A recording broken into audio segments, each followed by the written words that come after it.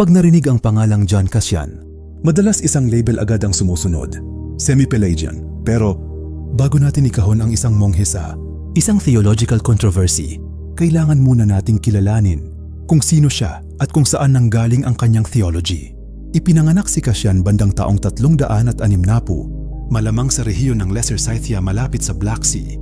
Bagaman hindi ganap na tiyak ang kanyang pinagmulan, kasama ang matalik niyang kaibigang si Germanus, pumasok siya sa monastic life sa Bethlehem. Ngunit hindi doon nagtapos ang paghahanap niya. Naglakbay sila patungong Egypt at nakisalamuha sa mga monghe ng disyerto, mga taong hindi lang nagsusulat tungkol sa prayer, temptation at grace, kundi sinusubukang isabuhay ang mga ito araw-araw. Kalaunan, napunta si Cassian sa Constantinople at naging kaugnay ni John Chrysostom. Nang ipatapon si Chrysostom, nagpunta sina Cassian at Hermanus sa Rome upang dalhin ang kanyang kaso. Sa huli, nanirahan si Cassian sa Massilia, ang modernong Marseille, kung saan tumulong siyang itanim sa Latin West ang monastic wisdom na natutuhan niya sa East.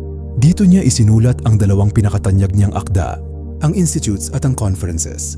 Ang Institutes ay tumatalakay sa communal monastic life at sa pakikipaglaban sa mga bisyo. Ang Conferences naman ay nakaayos bilang mga pag-uusap sa mga Desert Fathers tungkol sa prayer, purity of heart, discernment, grace at spiritual struggle. Mahalaga ito dahil si Cassian ay hindi primarily isang armchair theologian. Ang kanyang theology ay lumabas mula sa ascetic life. Para sa kanya, hindi sapat na itanong kung ano ang grace sa abstract. Ang tanong ay, paano kumikilos ang Diyos sa taong nananalangin? Bumabagsak, nagsisisi at muling bumabangon. At dito nagsisimula ang tension. Nasa Latin West siya, pero malalim ang pagkakaugat niya sa spiritual world ng Christian East. Habang lumalakas ang debate tungkol kina Augustine at Pelagius, dinala ni Cassian ang isang vocabulary na gustong panatilihin ang dalawang bagay, tunay na kailangan, ang grace ng Diyos at tunay ding may response ang tao. Pero tama bang tawagin itong semi-Pelagianism? Bago natin sagutin yon, kailangan muna nating maintindihan kung anong klaseng salvation ang nakita ni Cassian sa disyerto. Para maintindihan si John Cassian, hindi pwedeng magsimula agad sa debate tungkol sa free will. Kailangan munang makita ang mas malaking picture ng kanyang spiritual theology. Sa unang conference, malinaw ang distinction niya. Ang final end ng Christian life ay ang kingdom of God, pero ang immediate goal ng monghe ay purity of heart. Hindi ito simpleng pagiging mabait. Ang purity of heart ay unti-unting paglaya ng puso mula sa passions na kumokontrol dito, pride, anger, lust, greed, vainglory, at iba pang disordered desires, upang matutong mahalin ang Diyos ng buo. Dito rin makikita ang malaking contribution ni Cassian sa Western spirituality. Sa Institutes, inayos niya ang teaching tungkol sa 8 pangunahing bisyo na minana niya mula sa Eastern monastic tradition: gluttony, sexual immorality, greed, anger, sadness, acedia, vainglory at pride. Kalaunan, nakaambag ang tradisyon na ito sa paghubog ng mas kilalang listahan ng 7 deadly sins sa West. Pero para kay Cassian, hindi self-improvement project ang ascetic life. Hindi pwedeng talunin ng tao ang passions gamit lang ang sariling discipline. Prayer, fasting, vigilance, obedience, at repentance ay tunay na human actions. Pero hindi sila magic formula na nag-oobliga sa Diyos na magbigay ng salvation. Sa conferences, paulit-ulit niyang binibigyang diin ang divine help. Kahit ang mabuting intention, perseverance, at kakayahang tuparin ang mabuti ay nangangailangan ng tulong ng Diyos. Kasabay nito, hindi niya binubura ang human response. Ang tao ay hindi bato na dinadala sa holiness nang walang pakikilahok.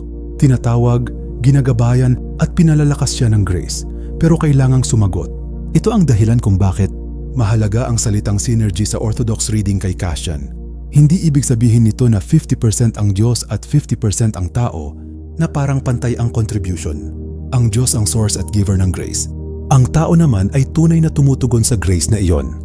Kaya kapag nakikita natin ang isang mongheng nagfa-fasting o lumalaban sa temptation, hindi sinasabi ni Cassian, kaya mong iligtas ang sarili mo. Ang tanong niya ay mas pastoral. Paano nagiging tunay ang grace sa buhay ng isang taong kailangang pumili, magsisi, magtiis at magmahal? At dito papasok ang pinaka-kontrobersyal niyang discussion. Alin ang nauuna, ang grace ng Diyos o ang unang kilos ng human will? Historically grounded ang first two parts. The OCA places Cassian's birth around the late 4th century, probably in Lesser Scythia, and traces his journey through Bethlehem, Egyptian monasticism, Constantinople, Rome, and Marseille. His institutes and conferences transmitted Egyptian monastic spirituality into the Latin world.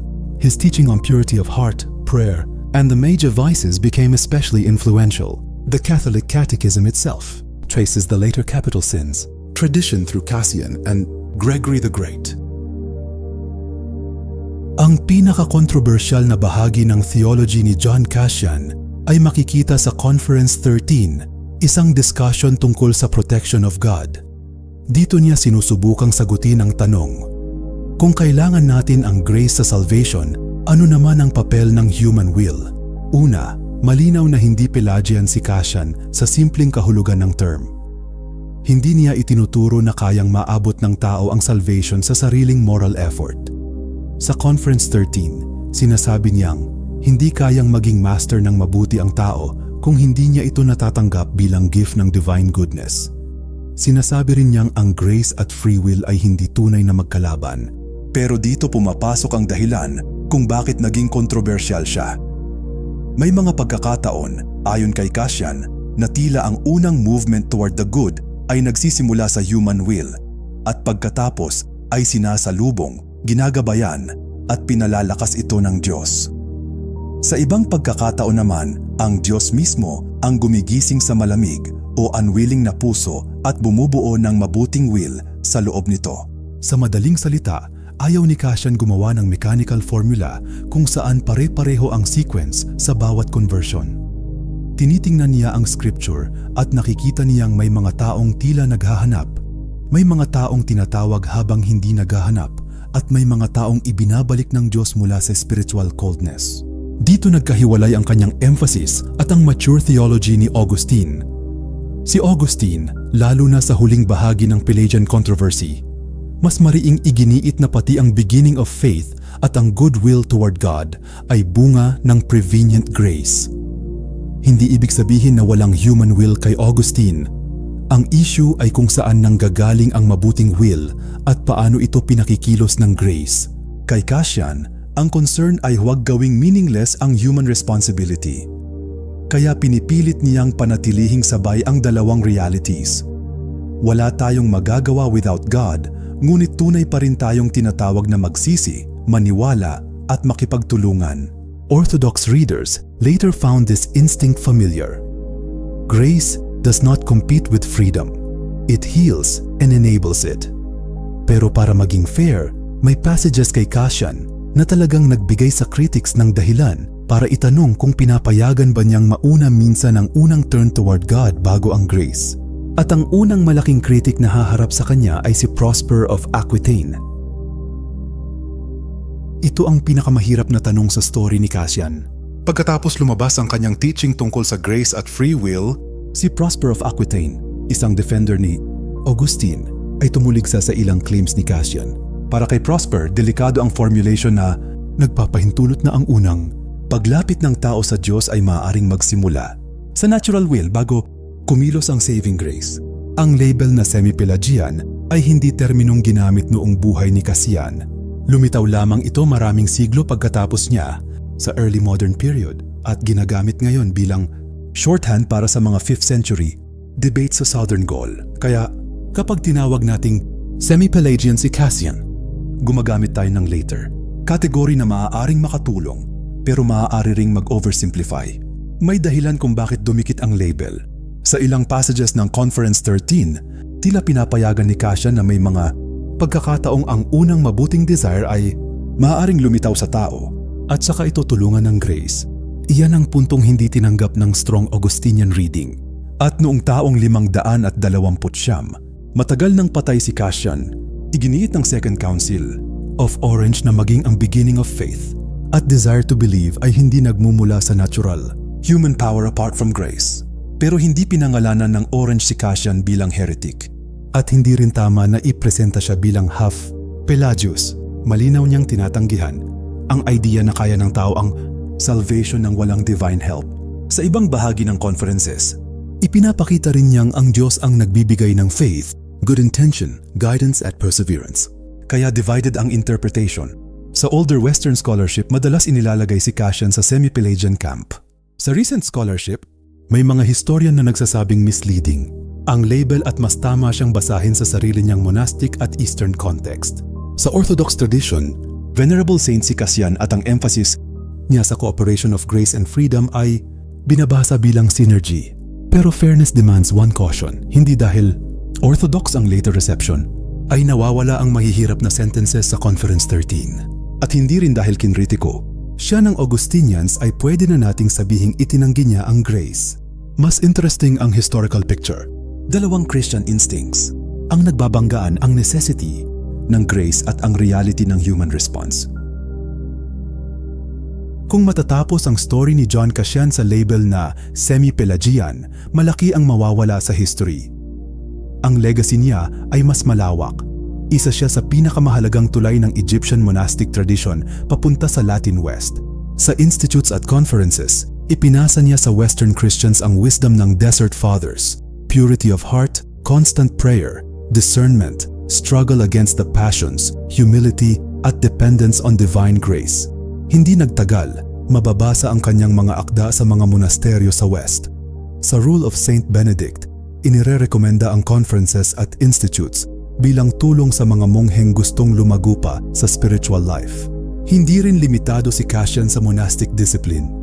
Sumulat siya tungkol sa incarnation laban sa theology na inuugnay kay Nestorius, sa request ni Leo na noon ay archdeacon pa sa Rome. Ipinapakita nitong hindi siya spiritual writer lamang. Para sa kanya, ang tamang understanding kay Kristo at ang tamang spiritual life ay magkakaugnay. Sa Orthodox tradition, mahalaga si Cassian dahil makikita sa kanya ang familiar pattern. Salvation is dependent on God, pero hindi nito ginagawang passive object ang tao. Ang grace ay tumatawag, gumigising, nagpapagaling, nagpapalakas, at nagdadala sa completion. Ang tao naman ay tunay na nagsisisi, nananalangin, sumusunod, at nakikipagtulungan. Hindi pantay na partnership iyon. Ang buong posibilidad ng healing ay gift. Pero ang gift ay hindi sumisira sa freedom na gusto nitong pagalingin. Kasabay nito, may lesson ang controversy niya. Kapag kinuha natin ang theologian mula sa ibang historical world at agad siyang isiniksik sa later categories, pwedeng may makita tayong totoo pero may mawala ring mahalaga. Ang semi-Pelagian label ay maaaring tumukoy sa real question tungkol sa beginning of faith pero hindi nito kayang ibuod ang buong Cassian. Mahalaga siyang basahin ngayon dahil hindi niya ginagawang abstract equation ang salvation. Sa kanyang mundo, ang grace ay hindi lang doctrine sa papel. Ito ang tulong ng Diyos na kailangan ng taong nakikipaglaban sa pride, anger, lust, despair, distraction, at spiritual laziness. Si John Cassian ay nasa pagitan ng East at West, grace at freedom, doctrine at ascetic life. At sa halip na takasan ang tension, tinanong niya, paano kikilos ang tao ng tunay kung ang lahat ng mabuti ay nakasalalay sa Diyos? Iyan ang dahilan kung bakit hindi pa rin tapos ang conversation tungkol kay Cassian. Si John Cassian ay madaling lagyan ng label. Pero kapag binasa natin siya sa sarili niyang panahon, mas komplikado at mas interesting ang kwento. Para sa kanya, ang grace ay hindi excuse para maging passive at ang human effort ay hindi kapalit ng grace. Ang Christian life ay buhay na tumutugon sa Diyos na unang nagbibigay ng lahat ng kailangan para sa healing. Ako si Historia PH. At dito, hindi lang natin tinatanong kung ano ang pinaniwalaan ng mga Kristiyano. Binabalikan natin kung paano at bakit nabuo ang mga paniniwalang patuloy nating pinag-uusapan hanggang ngayon.